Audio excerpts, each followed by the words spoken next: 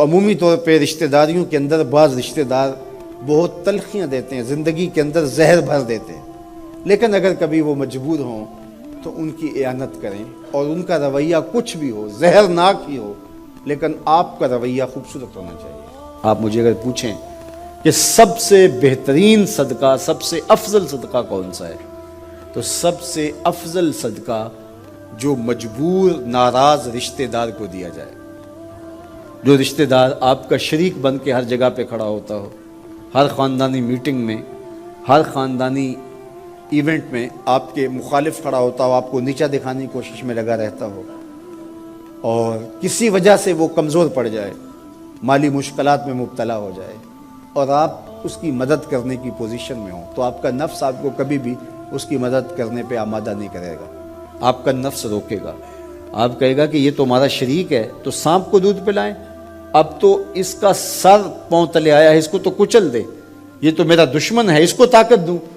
نفس کبھی بھی نہیں چاہے گا کہ اپنے شریک دشمن کی مدد کی جائے، لیکن سب سے افضل صدقہ وہی ہے جو ناراض رشتہ دار کو دیا جائے، اس لیے کہ اس میں نفس شامل نہیں ہوگا، اور جس عمل میں آپ کا نفس شامل نہیں ہوتا اس عمل سے تمہارا رب راضی ہوتا ہے۔ تو رشتہ داروں کے ساتھ سلوک اچھا کرنا، رشتہ داروں کے ساتھ رویہ خوبصورت کرنا، یہ تمہاری زندگی کا اسلوب۔ مجھے بتائیے اہل مکہ نے، حضور کے رشتہ داروں نے حضور کے ساتھ کیا سلوک نہیں کیا تھا؟ اوجریاں ڈالیں، کانٹے پھینکے، راہوں میں گڑھے کھودے، اذیتوں کے پہاڑ کھڑے کیے،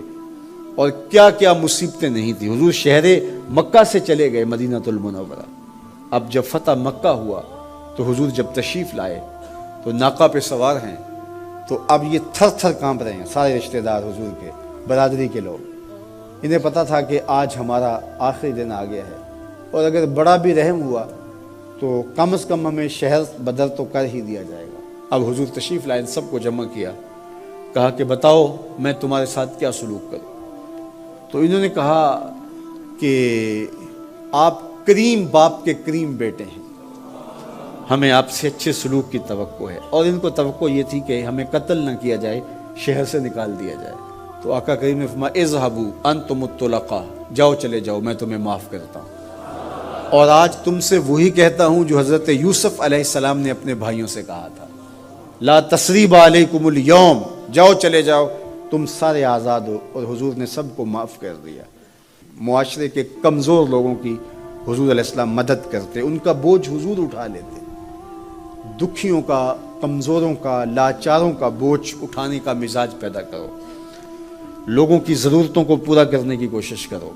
اپنے کندھوں پہ بوجھ اٹھاؤ اور ان کا بوجھ ہلکا کرو، یہ مزاج پیدا کرو۔ یہ تمہارے نبی علیہ السلام کی سنت ہے، وہ چاہے تمہارا دشمن ہی کیوں نہ ہو، لیکن اس کا بھی بوجھ کم کرو، اس کا بوجھ اپنے ذمہ لو۔ جس کا کوئی کمانے والا نہیں، معذور ہے، اپاہج ہے، لاچار ہے، زیادہ بچوں کا بوجھ ہے، اور ذرائع آمدن تھوڑے ہیں، تو آپ کثیر العیال لوگ ہیں جن کا کوئی مددگار نہیں ہے، آپ ان کی مدد کرتے ہیں، ان کے کام آتے ہیں، آپ ان کے لیے کمائی کرتے ہیں۔ یہ بات ذہن میں رکھیے، کمائی کرتے ہوئے 3 نیتوں کا استحضار رہنا چاہیے، 3 نیتیں آپ کے ساتھ جڑی رہنی چاہیے، تو آپ کا کاروبار، آپ کا رزق کمانا بابرکت ہوگا۔ اگر چوتھی چیز جڑ گئی تو آپ کے کاروبار میں، آپ کے رزق میں پیچیدگی آنا شروع ہو جائیں گے۔ سب سے پہلی نیت آپ کے ساتھ یہ جڑی ہو، عموماً ہم سب کے ساتھ یہ نیت جڑی ہوتی ہے، اور وہ یہ کہ ہم اپنی ضروریات کو خود پورا کریں اور سوال کی ذلت سے بچیں۔ دوسرا مقصد، جو میرے زیر کفالت لوگ ہیں، وہ بچے ہیں، بیوی ہے، بوڑھے والدین ہیں، وہ چھوٹے بہن بھائی ہیں، یا جو لوگ بھی میرے زیر کفالت ہیں، ان کی ضروریات کو میں نے پورا کرنا ہے، اور اس کے لیے میں یہ رزق کما رہا ہوں۔ تیسرا مقصد ہمارے ساتھ جڑا ہونا چاہیے، اور جب بھی ہم کمائی کر رہے ہیں تو ہمارے ذہن میں یہ بات ہو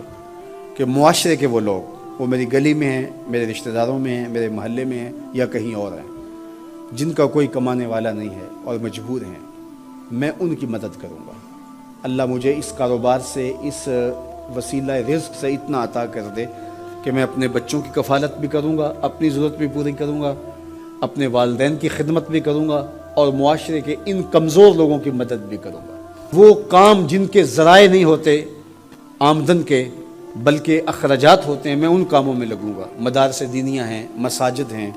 اور دیگر ایسے کام ہیں، میں یہ خدمت کروں گا، اس لیے میں کما رہا ہوں۔ تو یہ رزق بابرکت ہوگا،